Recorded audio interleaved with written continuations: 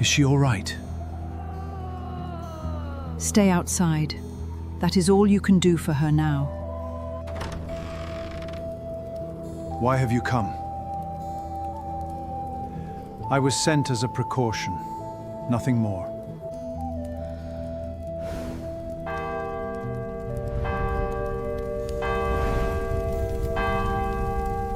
She is gripping a knotted cord in the dark, and every part of her already knows tonight will not be easy. The year is 1271, and she is 23 years old, in a room that has narrowed down to become her entire world. This is her fourth child, and her body remembers every one of the others, though tonight feels different somehow. Her husband paces just beyond that door, close enough to hear her, forbidden by law from ever stepping through it. The midwife has gone quiet mid-sentence, and something about that silence sits heavier in the room than anything she was saying before. No one in this room says the word aloud, but she can feel it sitting in the space between every glance they exchange. A priest steps through the doorway now, carrying a small wooden box that no one in this room actually invited him to bring. I was sent as a precaution. Stay with me. You're doing well. Somewhere behind every dark window in this village, another woman is facing this exact same night. A new life is arriving into this room, though what happens to the woman bringing it here is still very much undecided. By morning, this town will know which of its women are still standing in their kitchens and which are not. But her danger began long before that night, with her marriage itself. Before she ever set foot inside that birthing room, the law had already stripped her of who she was. It folded her entire legal existence into her husband's. That happened the instant she married. She lost the right to own even the land written into her own marriage contract. That land may have come straight from her own mother. She lost it the moment she became a wife instead of a daughter. Drag her case before a court, and she was not permitted to open her mouth at all. Only a husband could speak the words that were meant to be hers. A father could speak them just the same, or a brother could speak them in her place. Her marriage was settled before she was even fully grown. It was negotiated like a plot of land across a table between two fathers. Neither father ever asked what she wanted. 12 acres and the mill. That is my final offer. Church law let a girl marry at just 12 years old. That was years before she'd count as an adult anywhere else in her life. And no one asked her opinion either. Poorer families waited until she was closer to 20. That was not out of mercy. A dowry big enough to marry her off simply took that many years to save. Wealthy families ran the opposite direction, marrying their daughters off younger still. They raced to lock in an alliance before a rival house could snatch it first. The instant she spoke her vows, everything changed. Her property passed to her husband in that same breath. So did her labor, and so did her own body. There was no road back to who she had been. The dowry is settled. The church will read the banns Sunday. The church preached obedience as a wife's highest calling. Obedience meant exactly one thing: bearing children for as long as her body could still stand it. 8 pregnancies came back to back, with barely a season of rest between them. That was not called a hardship. It was simply what every married woman owed. Her 7th pregnancy carried the same death sentence as her first. Surviving 6 births had bought her nothing. Medicine had no explanation, and it had no cure. Sit if you need to. The rose will still be here. The moment labor began, every man was thrown out of the room. Nothing was left behind her door but a midwife. She also had a fistful of herbs to hold on to. And she had prayer, which was the last thing left. She sat upright instead of lying down.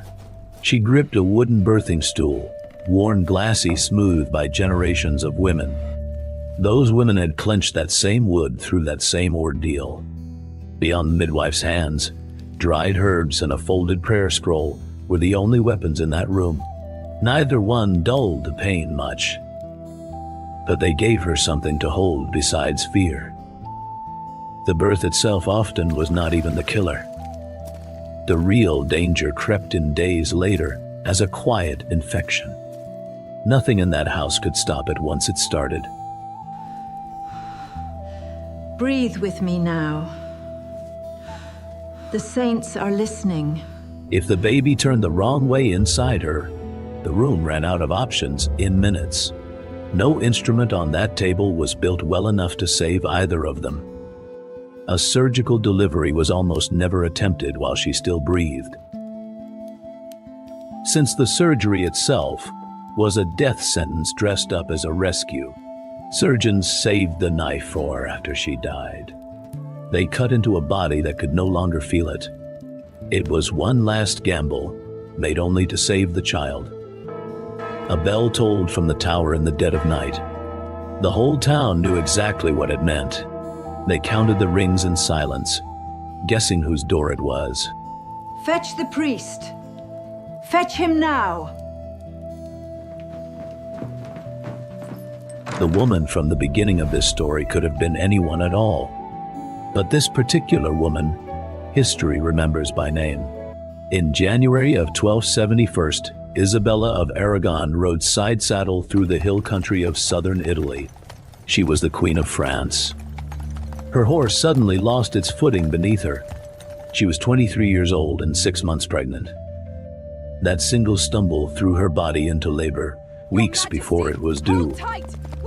Nobody around her was prepared, least of all her. Her husband was King Philip III of France. He waited outside a rented room near Cosenza. He had a crown of his own. He had an army of his own. He had physicians of his own. None of it changed what he was in that moment. He was as helpless as any peasant husband standing outside any other door. She died in that rented room at only 23 years old. She was further from home than she had ever traveled in her life. No crown could save her. No physician could save her. No prayer could save her either. Stay with me. Please, stay with me. Isabella was not the exception. She was the rule, wearing a crown. Historians proved it by digging through old parish records. They also searched wills and scattered letters that no one thought mattered. The risk never reset with each pregnancy. It stacked instead, climbing higher with every child. Eventually, the math turned against nearly every woman still having them. Across one woman's fertile years, roughly 1 in 8 paid with her life. Multiply that across a village. That was not tragedy anymore.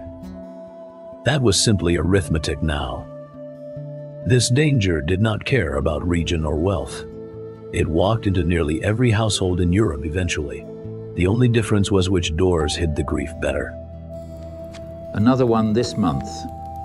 That makes 6 since spring.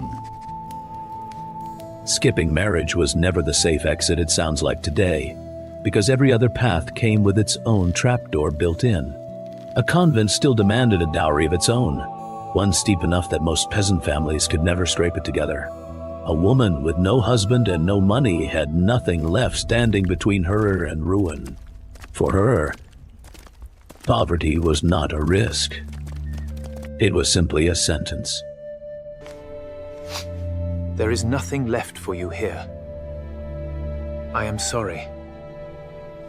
Progress crawled at a criminal pace. A family known as the Chamberlains invented working obstetric forceps.